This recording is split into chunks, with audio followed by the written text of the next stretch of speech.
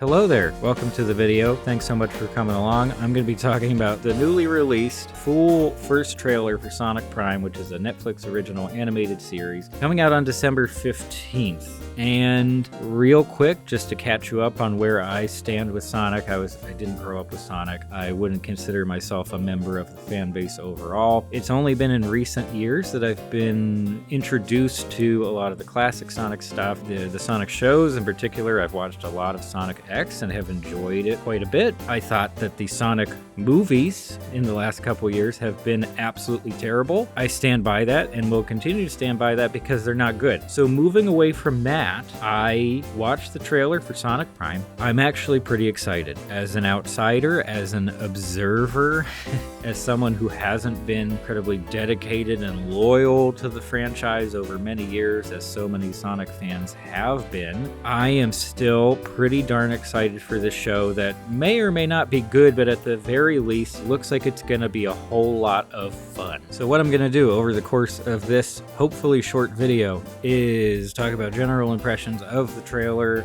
and then I will get into the casting, which I think is a very important element to this whole thing. And then finally, I will talk about the visuals and wrap things up real quick. Well, I've already given you a pretty big hint of how I feel about the trailer overall. I think it looks pretty darn interesting. Certainly to me, maybe it's more interesting to people who have been dedicated to the series / franchise for a long time. Also, the fact that this is using a multiverse approach, which is just the thing to do now because Marvel got its mitts on that idea, so now everything is a multiverse. In this case especially, I do understand why it seems like a smart call, because it is a way to jam in a whole bunch of variety, which is generally a good thing for a show like this that is probably aimed mostly at children. And it's also a way to potentially appease a bunch of the old school fans because there's so much room to reference various Sonic timelines, various Sonic characters that haven't showed up in every single thing, potentially different games. There's so much potential just for Easter eggs alone. Just you wait. There are probably already videos coming out saying, here's all the Easter eggs you missed in the trailer, and when the show comes out, you'll see the same darn thing. It's not the most important thing to the overall success and quality of a show or a movie. It is a compelling component, especially for fans of a property. But beyond Easter eggs and tiny details, there's also just so much potential to give us interesting stories and scenarios. You're not limited to a single not so interesting environment or even an interesting one. You can change it up basically as often as you want. Even just the concept of like a lineage of Eggmans at different ages, that's a really funny idea. And it also just opens up a ton of different doors, a ton of different possibilities for making that character feel more dynamic and interesting. Fun little idea. And the fact that none of the environments we have seen so far in this trailer, as far as I can tell, are just like boring real world blah. That continues to be something that I absolutely hate about the Sonic movies, is that it's just our world. It's just the boring everyday product placement. Here's a house. Like, who gives a about real world stuff when we have this cast of like crazy, essentially fantasy, almost sci-fi characters who have superpowers? Please show me where they live and what they get up to. And that is exactly what the show seems to be going for. Very excited about that. Really looking forward to that element. And I don't know if I have too many other things to say about just sort of the overall feel of the trailer. None of the dialogue stood out as like cringy or being too heavily referential of pop culture. That's an easy trap for a lot of these adaptations to fall into. I didn't notice any of that here. They still have kind of their action movie one-liners and things, and they try to make each of the characters look cool, but it didn't come across as lame, which is not something that I can say about the Sonic movies. Moving on to casting, this will be a pretty brief segment, but really I just want to say that it's funny to me that this comes across as like such a revelation, such a positive move, that for this show, they have gone out and hired voice actors. They have hired a bunch of professional voice actors. Each one of them has a bunch of credits to their name. I am not especially familiar with the work of these actors who have been cast here, but I've gone through, seen a lot of the shows they've worked on. A lot of them have worked on a bunch of children's shows. A bunch of them have worked on some anime stuff, anime dubbing. They have the experience. This is their job. This is their profession. They did not go out and hire celebrities for this show. They did not hire celebrities just for the sake of name recognition and be like, oh, well, maybe they can do some voice acting. Maybe they can sound different from their normal everyday selves. It didn't do the Sonic movie thing.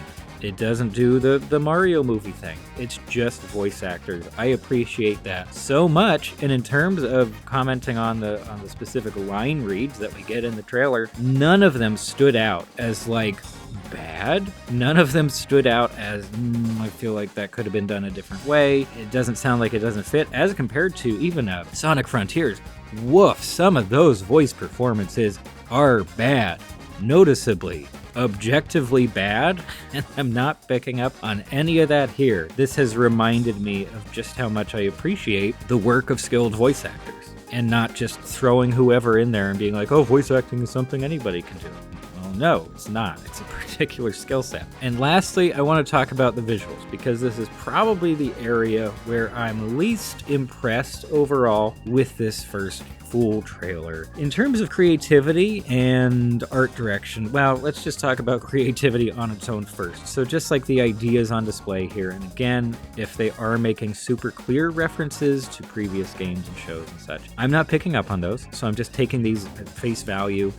So we're transported from sort of, I guess, vanilla Sonic world to alternate reality, alternate timeline where Eggman is essentially in control. He's won. Very similar, in fact, to the main plot of Rift Apart, right? The Ratchet & Clank game on PS5. It's like, oh, the bad guy actually won one of these times, and this is the world that he has sort of created. But even that, I was like, oh, this is an interesting space. It's sort of like a weird steampunky but also techno-future kind of look. I thought that was neat, but then it was like, oh no, we're not staying here either. We're gonna hop around to all these other areas. I think I saw a pirate ship at some point. For some reason, they have this reason to include so much variety, and I'm hoping that these different locations will also all include, different color palettes, probably similar art direction throughout, but there will be plenty of visual variety offered by all the different locations. Now, in terms of the art direction itself and like the texturing, character models, all those details, I am not super impressed. It looks okay. It looks like a mid-tier, mid-budget CG animated television show. Pretty much the long and short of it for me. It doesn't look stunning. I wasn't going like, wow, that's incredible lighting, or wow, look at the texturing on these character models. No, every character looks very smooth, which feels outdated at this point for a lot of CG animation. There is plenty of action. The way that they're staging that action seems pretty neat, but outside of that, I just thought the visuals were okay. The reason I'm not getting all sort of worked up about that and upset is because I don't think it would be enough to throw off the rest of the project. I have seen enough positive elements of the show overall just from this little trailer, and again, it is marketing at the end of the day.